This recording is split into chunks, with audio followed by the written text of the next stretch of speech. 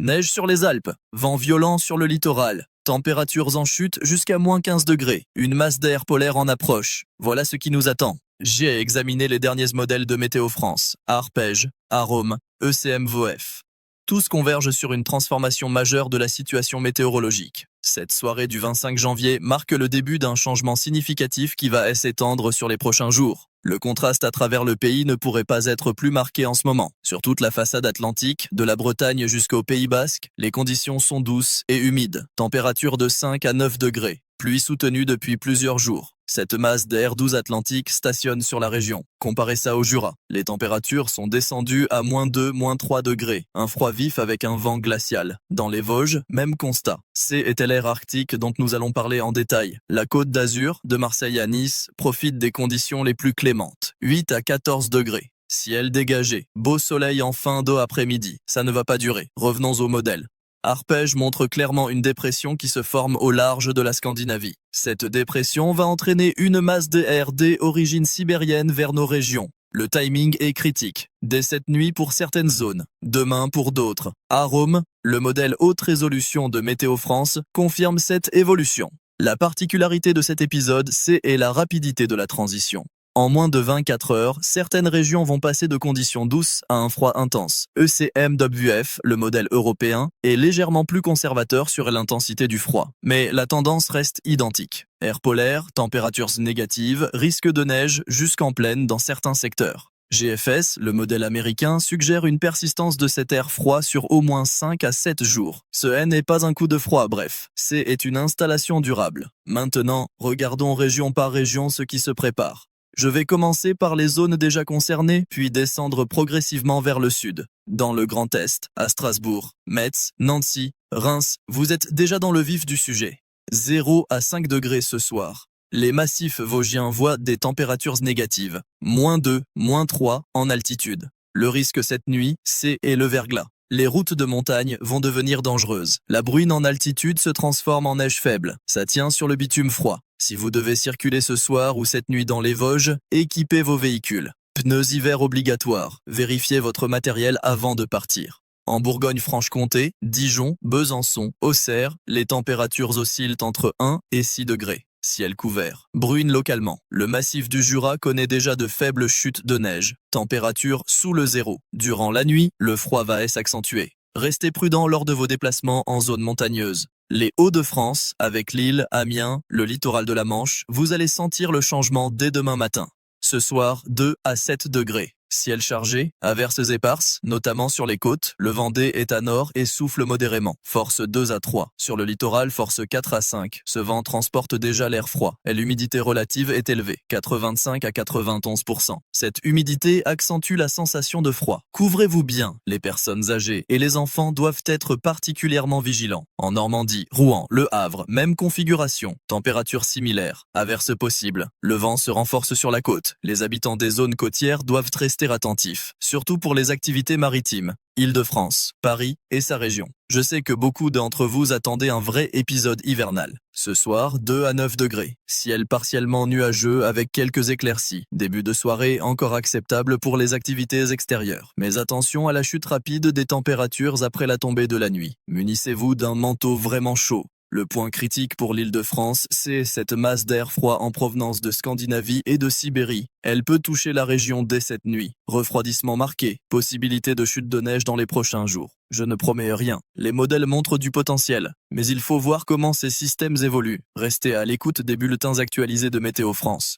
Centre Val-de-Loire, Orléans, Tours, Bourges, Chartres. Vous avez eu un hiver plutôt calme jusqu'ici. 3 à 8 degrés ce soir. Ciel variable. Quelques éclaircies. Le soleil de fin d'après-midi perce encore. Après le coucher du soleil, baisse rapide des températures. Vent faible de nord-est. Pas de précipitations significatives prévues pour ce soir. Les conditions restent favorables aux activités quotidiennes. Mais cette période de calme se termine.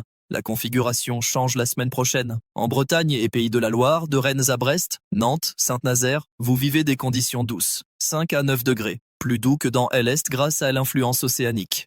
Averses éparses, surtout sur le littoral ouest. Le vent de sud-ouest se renforce progressivement. Force 4 à 5. Sur le littoral, force 6. Les habitants des zones côtières doivent surveiller les conditions lors de leur déplacement. L'humidité est élevée. 88 à 95%. Sensation d'humidité et de fraîcheur marquée. Cette douceur atlantique se termine dimanche quand l'air arctique arrive. En Nouvelle-Aquitaine, Bordeaux, Limoges, Poitiers, La Rochelle, les températures varient entre 6 et 10 degrés. Relativement doux comparé au reste du pays. Ciel partagé entre nuages et d'éclaircies. Quelques averses éparses sur le littoral atlantique. Vent de sud-ouest faible à modéré. Humidité autour de 80 à 85%. Conditions globalement favorables aux activités de plein air en début de soirée. Auvergne-Rhône, Alpes, Lyon, Grenoble, Saint-Étienne, Chambéry. En plaine, 2 à 7 degrés ce soir. Dans les massifs alpins, c'est une autre histoire. Le thermomètre descend jusqu'à -5, -10 degrés, surtout au-dessus de 1500 mètres. Le ciel est relativement dégagé en plaine. En montagne, légère chute de neige possible. Les conditions dans les stations de ski sont excellentes. Bon enneigement, températures stables, mais les skieurs et randonneurs doivent rester vigilants face au risque d'avalanche dans certains secteurs. Consultez les bulletins neige et avalanche avant toute sortie. En Occitanie, de Toulouse à Montpellier, Perpignan, Nîmes, cette soirée s'annonce plutôt agréable. 7 à 12 degrés. Ciel peu nuageux, belles éclaircies en fin d'après-midi. Près des Pyrénées, il fait plus frais, 0 à 5 degrés. Chute de neige possible au-dessus de 1200 mètres. Vent faible de secteur ouest. Humidité modérée, 60 à 70%. Sensation de confort. Provence-Alpes-Côte d'Azur, Marseille, Nice, Toulon, Cannes, Avignon. Vous bénéficiez des températures les plus clémentes ce soir. 8 à 14 degrés. Ciel dégagé. Beau soleil en fin d'après-midi. Le Mistral souffle fortement par endroits, notamment dans la vallée du Rhône. Rafales pouvant atteindre 40 à 60 km/h. Humidité faible, 55 à 65%. Conditions idéales pour les activités touristiques et de loisirs en extérieur. Pour ceux sur la Côte d'Azur, ce type de froid qui arrive est inhabituel pour vous. La plupart des gens là-bas n'ont pas de vêtements vraiment chauds. C'est incompréhensible. Plusieurs couches fines fonctionnent mieux que des. Essayez de trouver une doudoune épaisse. En Corse, Ajaccio, Bastia, 9 à 13 degrés sur le littoral. Ciel partiellement nuageux avec de belles éclaircies. Dans les montagnes centrales de l'île, 0 à 4 degrés. Possible chute de neige légère. Vent de nord et modéré. La Méditerranée autour de l'île reste relativement calme. Maintenant, parlons de cette masse d'air polaire. C'est l'élément déterminant de cette prévision. Météo France a émis une alerte concernant son arrivée. Cette masse d'air vient de Scandinavie et de Sibérie. Elle va affecter plusieurs régions dès cette nuit. Demain pour d'autres, elle peut engendrer une vague de froid durable. Ce type de configuration, beaucoup d'entre vous l'avaient déjà vu. Février 2012, vague de froid avec -20 degrés dans l'Est. Hiver 85, neige abondante, froid intense. La situation actuelle n'atteint pas ces extrêmes, mais c'est significatif. Pour ceux qui se souviennent de l'hiver 62-63, vous avez vécu un vrai hiver rigoureux, des mois de gel, température descendant jusqu'à -20 dans certaines régions. Ce qui arrive maintenant est moins extrême, vous avez vu pire. Mais ça mérite attention. La différence avec ces événements historiques, c'est la rapidité de la transition. En 63, le froid s'est installé progressivement. Là, c'est brutal. Moins de 24 heures pour passer de 8 degrés à -5 dans certaines zones. Sur le plan technique, regardons les mécanismes en jeu. Une dépression se creuse sur la Scandinavie, pression tombant à 970 hectopascales. Cette dépression aspire l'air froid de Sibérie. Le flux S oriente nord et sur la France. L'air froid descend rapidement. Simultanément, un anticyclone se positionne à l'ouest de l'Irlande. Pression élevée, 1030 hectopascales. Cet anticyclone bloque la progression des dépressions atlantiques. Résultat, l'air doux océanique ne peut plus remonter. L'air froid s'installe. La durée de cet épisode dépend de la persistance de cette configuration. Si l'anticyclone reste en place, le froid dure. Si les dépressions atlantiques parviennent à contourner l'anticyclone, retour à des conditions plus douces. GFS suggère 5 à 7 jours de froid. Et CMWF est plus prudent. 3 à 5 jours. Arpège se situe entre les deux. 4 à 6 jours. La fourchette est large, mais tous s'accordent sur une installation de plusieurs jours. Les précipitations pendant cet épisode. C'est là que ça devient intéressant. Quand l'air froid rencontre l'humidité résiduelle, on obtient de la neige. Les zones les plus exposées, le nord-est, l'Île-de-France, le centre. Les cumuls prévus sont modestes, 5 à 10 cm en plaine, 15 à 20 en altitude. Ce n'est pas une tempête de neige majeure, mais suffisant pour perturber la circulation. Le risque verglas est plus préoccupant que la neige elle-même, quand les températures oscillent autour de 0 degré. La route est mouillée, ça gèle. ça forme une pellicule de glace invisible. Regel comme on dit, c'est sournois, c'est dangereux. Les accidents se multiplient dans ces conditions. Les zones sensibles au verglas, toutes les routes de montagne, les ponts, les passages à niveau, les zones ombragées qui ne voient jamais le soleil en hiver. Si vous habitez dans l'Est, les Vosges, le Jura, les Alpes, vous connaissez ces points noirs. Doublez votre vigilance cette nuit et dans les nuits suivantes. Sur une échelle de confiance, de 1 à 5, je donne 4 à cette prévision. Les modèles sont en fort accord sur la tendance générale. Arrivée d'air froid, installation durable. Les incertitudes portent sur les détails. Exactement où tombera la neige, exactement quand les températures remonteront. Mais la tendance de fond est solide. Passons maintenant aux recommandations pratiques. Parce que comprendre la météorologie, c'est et bien. Savoir comment y préparer, c'est et mieux. Première chose, habillez-vous chaudement lors de vos sorties, particulièrement en soirée et durant la nuit. Ça semble évident, mais beaucoup de gens sous-estiment le froid quand ils sortent juste 5 minutes. Ces 5 minutes peuvent suffire pour une hypothermie légère chez les personnes fragiles. Le principe des couches. Une couche thermique près du corps, une couche isolante, une couche coupe-vent. C'est plus efficace qu'un seul gros manteau. Vous pouvez ajuster selon votre ressenti. Les personnes âgées doivent redoubler de vigilance. Le froid affecte plus durement les organismes vieillissants. Risque accru de hypothermie, risque de chute sur verglas. Les enfants également. Leur régulation thermique est moins efficace. Les personnes souffrant de pathologies respiratoires doivent être particulièrement prudentes. L'air froid aggrave l'asthme, la bronchite chronique, insuffisance respiratoire. Couvrez-vous le nez et la bouche avec une écharpe quand vous sortez. Ça réchauffe l'air que vous respirez. Les personnes avec des pathologies cardiovasculaires. Le froid provoque une vasoconstriction. Les vaisseaux se rétrécissent. Le cœur travaille plus dur. Risque accru d'infarctus, d'AVC. Si vous êtes concerné, limitez les efforts physiques intenses en extérieur. Déneiger, pousser une voiture, c'est éprouvant. Vérifiez le bon fonctionnement de votre système de chauffage. Maintenant, pas quand il fera moins 10. Si votre chaudière a plus de 15 ans, faites-la contrôler. Une panne de chauffage pendant une vague de froid, c'est critique. Assurez-vous d'avoir des couvertures supplémentaires. En cas de panne électrique prolongée, vous en aurez besoin. Ça peut sembler exagéré, mais les tempêtes de neige peuvent endommager les lignes électriques. Mieux vaut prévenir. Si votre voiture est bloquée dans la neige, du carton ou un vieux tapis sous les pneus augmente l'adhérence. Ça ne coûte rien, ça fonctionne très bien.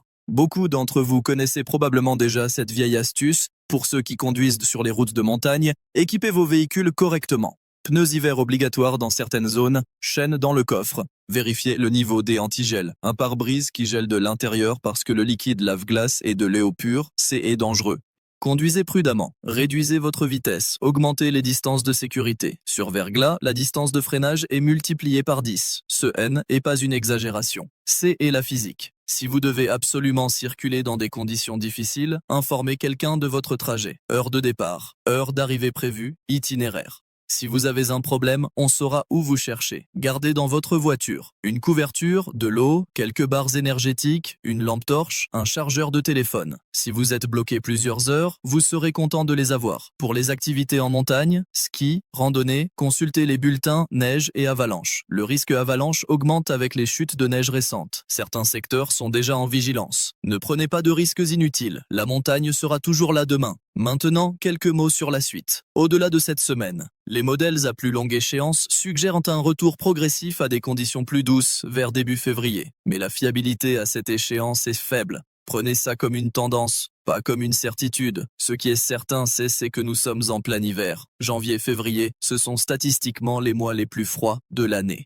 Des épisodes comme celui-ci sont normaux. L'hiver, et le froid, et la neige. Ce N est pas sans précédent. Ce N est pas la fin du monde. Cette situation mérite attention. Mais gardons les choses en perspective. Vous avez vécu des hivers plus rudes. Vous avez les compétences. Vous avez l'expérience. Suivez les conseils de bon sens. Consultez régulièrement les bulletins actualisés de Météo France. Restez informés. Pour résumer, masse de air polaire en approche, températures en chute significative, risque de neige jusqu'en plaine dans certains secteurs, verglas sur les routes de montagne, vent fort sur les côtes, installation durable sur plusieurs jours, vigilance accrue nécessaire, préparation recommandée, les zones les plus touchées, le nord-est, l'est, les massifs montagneux. Les zones moins touchées, le sud-ouest, la façade méditerranéenne. Mais l'air froid finira par descendre partout. C'est une question de jours. Consultez les cartes de vigilance Météo France. Elles sont actualisées régulièrement. Si votre département passe en vigilance orange, soyez très vigilant. Si vigilance rouge, c'est vigilance absolue. Limitez vos déplacements au strict nécessaire.